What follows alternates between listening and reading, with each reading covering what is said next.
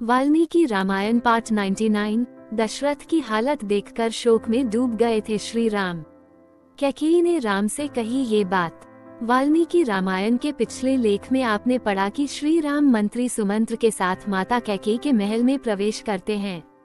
महल में जाकर श्री राम ने पिता को कैकेयी के साथ एक सुंदर आसन पर बैठे देखा। वे विषाद में डूबे हुए थे, उनका मुंह सूख गया था और वे बड़े दयनीय दिखाई देते थे।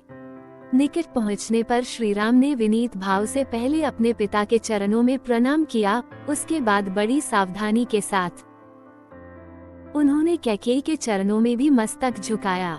उस समय दीन दशा में पड़े हुए राजा दशरथ एक बार राम ऐसा कहकर चुप हो गए। उनके नेत्रों में आंसू भर आए, अतः वे श्री राम की ओर न तो देख सके और न उनसे कोई बात ही कर सके। राजा का वह अभूतपूर्व भयंकर रूप देखकर श्री राम को भी भय हो गया, मानो उन्होंने पैर से किसी सर्प को छू दिया हो। राजा का वह शोक संभावना से परे था। इस शोक का क्या कारण है, ये सोचते हुए श्री रामचंद्र जी पूर्णिमा के समुद्र की भांति अत्यंत विक्षुब्ध हो उठे।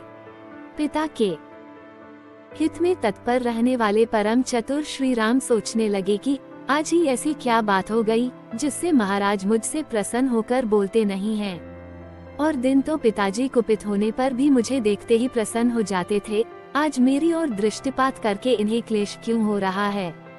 ये सब सोचकर श्री राम दीन से हो गए, शोक से कातर हो उठे। विषाद के कारण उनके मुख की कांति फीकी पड़ गई।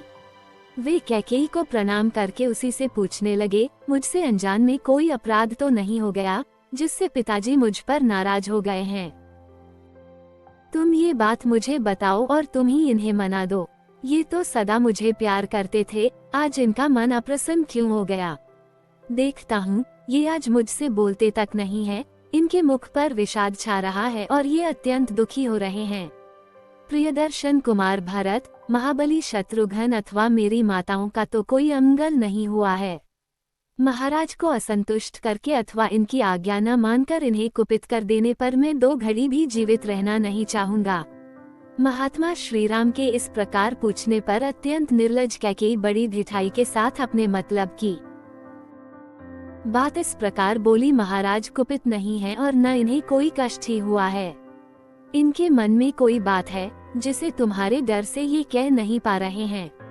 तुम इनके प्रिय हो, तुमसे कोई अप्रिय बात कहने के लिए इनकी जबान नहीं खुलती, किंतु इन्होंने जिस कार्य के लिए मेरे सामने प्रतिज्ञा की है उसका तुम्हें अवश्य पालन करना चाहिए।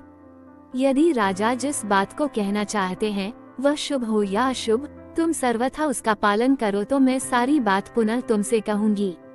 कैकेयी की कही हुई यह बात सुनकर श्री राम के मन में बड़ी व्यथा हुई। वो बोले, मैं महाराज के कहने से आग में भी कूद सकता हूँ, तीव्र विष का भी भक्षण कर सकता हूँ और समुद्र में भी गिर सकता हूँ। महाराज मेरे गुरु, पिता और हितैषी हैं, मैं उनकी आज्ञा पाकर क्या नहीं कर सकता। इसलिए देवी, राजा को जो अभीष्ट है वह बात मुझे बताओ, मैं प्रतिज्ञा करता हूँ उसे पूर्ण करूँगा। राम 2 तरह की बात नहीं करता है।